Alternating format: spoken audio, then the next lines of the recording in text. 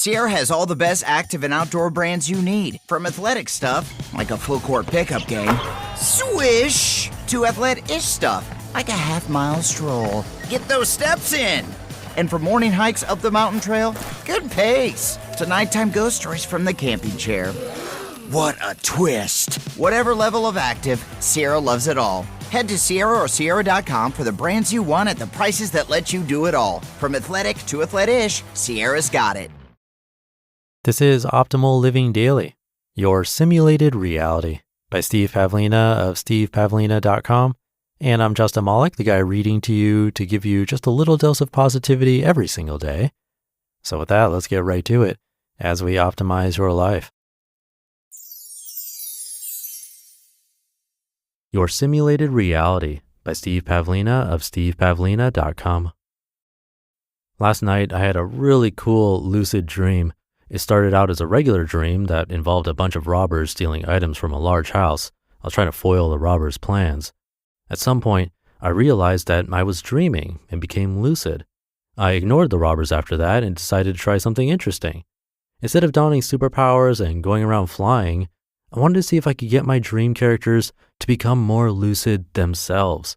Could I get them to realize that we were in a shared dream together and to rise above their pre-scripted dream roles?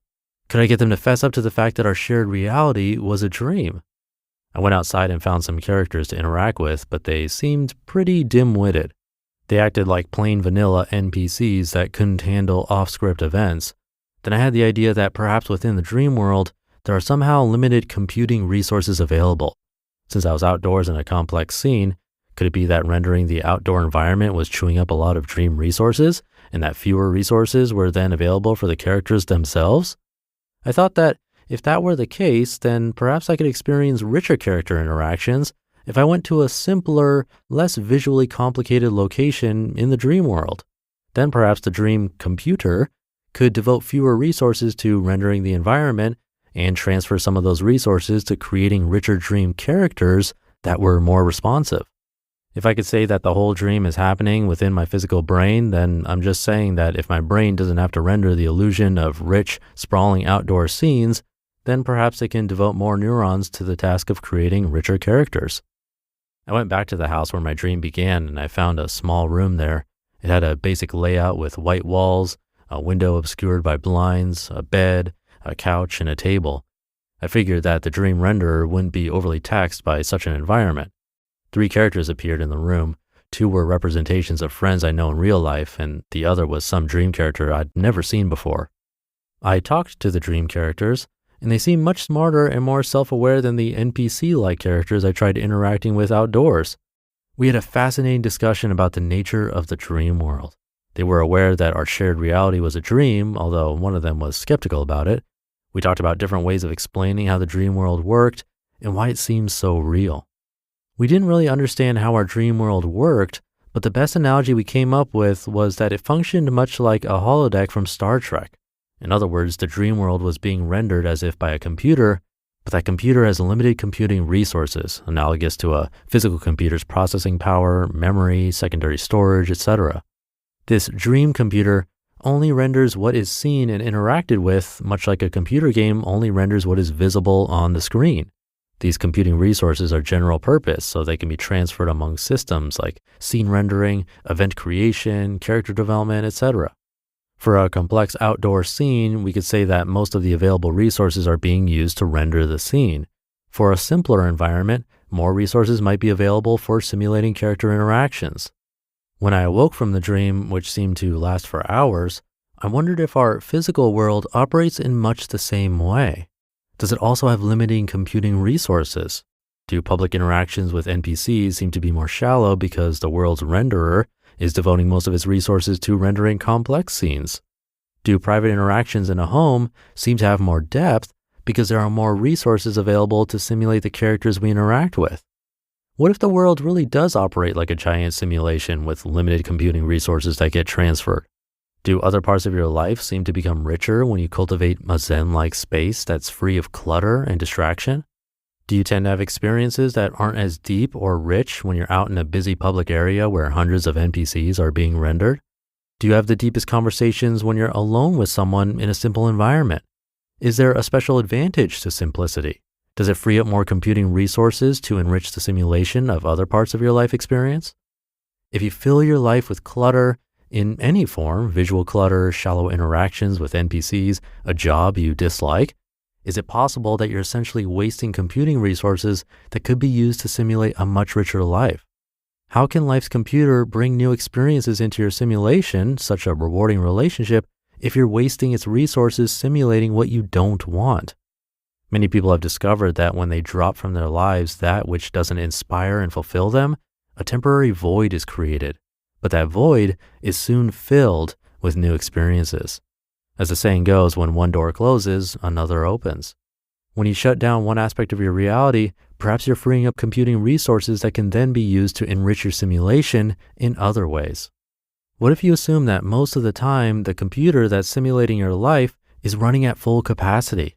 You can't add anything new until you delete something old. If you want to launch some new programs, such as a new relationship or a richer career path, you must first close some programs that are already running. One of the simplest ways to do this is to, at least temporarily, go to a very simple, quiet, uncluttered space and be alone for a while. Another idea is to physically throw out or give away what you don't need. If something is present in your life, but it's not adding value, then it's wasting computing resources. You're asking life's computer to keep rendering it. Why waste its resources? Is your reality simulating what you want it to be simulating? If not, then delete from the simulation that which you no longer desire. You certainly have a lot of control over the simulation.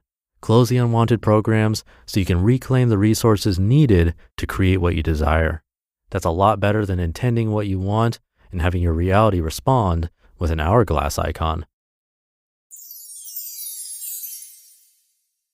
You just listened to the post titled, Your Simulated Reality by Steve Pavlina of stevepavlina.com, and I'll be right back with my commentary. Have you been waiting for the perfect time to upgrade your tech? Good news, the wait is over. Dell Tech Day's annual sales event is here, and they're celebrating their best customers with fantastic deals on the latest PCs like the Dell 14 Plus with Intel Core Ultra processors. They've also got incredible perks like Dell Rewards, fast free shipping, premium support, price match guarantee, and more. And while you're upgrading your PC, you may as well go all out because they're also offering huge deals on their premium suite of monitors and accessories. You know what that means? That's right, you can get a whole new setup with amazing savings. Clearly, this is a sale you don't want to miss. Visit Dell.com/deals. That's Dell.com/deals. The new year gets us thinking about finances, paying off debt, building an emergency fund, saving for a house, and why only track spending when you can also plan and actually achieve your goals? Set yourself up for financial success this year. Monarch is the all-in-one personal finance tool designed to make your life easier. It brings your entire financial life, budgeting, accounts and investments, net worth, and future planning together in one dashboard on your phone or laptop. Feel aware and in control of your finances this year and get 50% off your Monarch subscription with code LIVING. What I love is Monarch keeps me focused on moving forward. I can see my savings goals and net worth, watching myself get closer to milestones. Set yourself up for financial success in 2026 with Monarch, the all-in-one tool that makes proactive money management simple all year long. Use code LIVING at monarch.com for half off your first year. That's 50% off your first year at monarch.com with code LIVING. Thank you to Steve. If you've never experienced a lucid dream, this one might have sounded a bit weird, but I can assure you when you get lucid dreams frequently, this kind of thing is normal. You start experimenting with your dreams to see what's possible, which is truly an amazing experience. I hope for everyone that they get to experience a lucid dream where they truly know they're dreaming and can actually control a lot of it. It's a crazy feeling.